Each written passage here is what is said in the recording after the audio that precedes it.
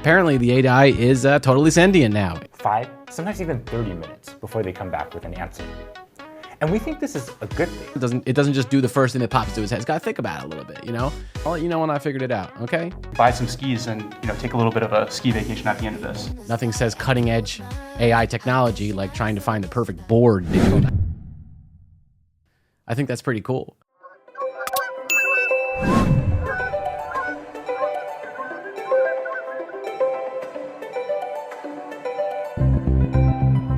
Hey folks, thanks again for tuning in to the Evening Goose, where we break down the latest podcasts and news on UAPs, the undisclosed, and the unexplainable right before you go to bed, so you can sit with that.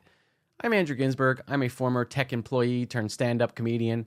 I've worked at places like IBM and Yahoo, and now I'm dedicating all my time to unraveling the latest in AI developments, UAP research, paranormal encounters, religious phenomena, and the strangest news the world has to offer.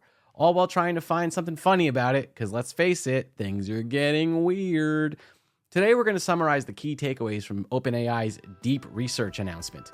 And if you like summaries like this, make sure to like and subscribe, because I promise you won't get this kind of analysis anywhere else on the internet. Not from someone like me with this kind of crazy old brain here. Okay, all right, so let's get into it. Number 1. The next level AI that doesn't just answer your questions, okay? It doesn't just spit out responses. It actually thinks, apparently. Instead of spitting out a quick response, like, hey, how do I make chili? It's like, here it is. Here's a recipe. I don't know, whatever. Here's something. It doesn't do that. It takes 5 minutes, 10 minutes, even 30 minutes to dig deep, synthesize resources, and reason through its findings. 5, sometimes even 30 minutes before they come back with an answer. And we think this is a good thing. Apparently, the AI is totally sentient now. It does reasoning. It has to. It's like, hey, listen, come back in a half hour. Let me think. All right. OpenAI is saying to think of it like a personal research assistant, which I never had one of those, but I guess I'll just start screaming at OpenAI when I want it to get me another coffee. Number 2, it's slow on purpose. I like this kind of feature where it's saying, like, listen, it's going to be slow because it takes longer to answer because it's got to think. Deep research actually removes latency constraints, meaning it can browse, verify, and refine its own results over time.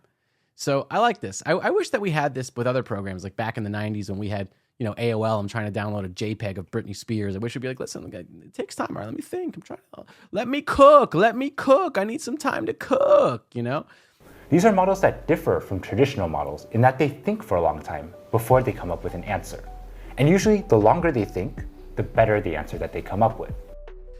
3, it's AI that can Google better than you can. So, when you spend like 3 hours Googling something and you still end up on a shady forum arguing with a guy named Big Jim 47? Well, deep research does multi-step reasoning to find out what actually matters. It can analyze PDFs, images, and even charts. Come on, nobody looks at charts. Who wants to read a chart, right? This thing's going to read charts for us. It's awesome. Like I said, it's a personal research assistant, but it doesn't need sleep or food. Number 4, you can use it for work or you can use it for any kind of nonsense, which I don't think that's really a big revelation. I think most of us use ChatGPT and AI technology to do like really stupid stuff. You know what I mean? Like go online shopping. But deep research, it can do all kinds of great stuff like market analysis, investment reports. It can do academic research. It basically it's an encyclopedia of all the available PhD level knowledge in the world. Actually, one of the OpenAI researchers from the YouTube video said that he used it to find the best skis in Japan. Buy some skis and, take a little bit of a ski vacation at the end of this. So I want to buy some skis. Nothing says cutting edge AI technology like trying to find the perfect board, dude. All these people driving all the AI change in the world are just trying to find like the perfect stoner paradise. It's like, dude, we used it we made the perfect board. It taught us how to roll the perfect J, Number 5, it's smarter than other AI models. So deep research aced a new AI benchmark called Humanity's Last Exam. It's pretty deep. It got 26% accuracy, which is pretty good. That's better than I did on every test I ever took in high school math. 26%? It sounds like you still totally failed, but that's way better than 0. Good for you. 26%. Humanity's Last Exam. Something funny to me about that title. It's also the best OpenAI model yet at reducing hallucinations, meaning it's less likely to make up facts. Which I guess that's a funny way to like describe how the technology says things it doesn't really know the answer to. It was just hallucinating, Next time my friend gives me advice, I'm going to be like, are you hallucinating right now? Because I don't think you're even listening to what I'm saying. Number 6. There we go. The future of AI research is here. So OpenAI is dead serious about making AI that can think for longer and solve harder problems. But right now, deep research only works for web browsing. But imagine when it can pull from private databases, legal documents, or even scientific discoveries.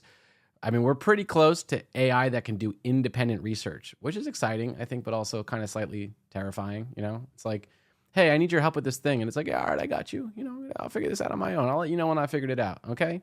And when I figure it out, I'll do pretty much everything better than you could ever do it ever in the world. Actually, I think I'll start a YouTube channel. You know, I think that's where we're heading, but hey, I'm excited about the future. Number 7, when can you use it? That's the best part right now. It's live for ChatGPT Pro users. All right, final thoughts. What's next? So where is it all going? So OpenAI's goal is AGI, which is artificial general intelligence, meaning AI that can think independently for long periods of time and solve complex problems, unlike what my parents can do. Deep research is just the first step, and if this tech keeps improving, we might have an AI that writes books, solves medical mysteries, or even figures out things like why I can't get my fridge light to turn off ever. All right, folks, so that's it for the Evening Goose Show for today, your go-to spot for AI tech and whatever weird experiments OpenAI is cooking up. If you enjoyed this, like, subscribe, hit that subscribe button. You want to see some more deep dives and stuff, you let me know what you want to see. And until next time, stay curious, folks. Come on. I heard next they're developing a AI that needs to take a lunch break. All right, thanks for tuning in. We'll see you next time.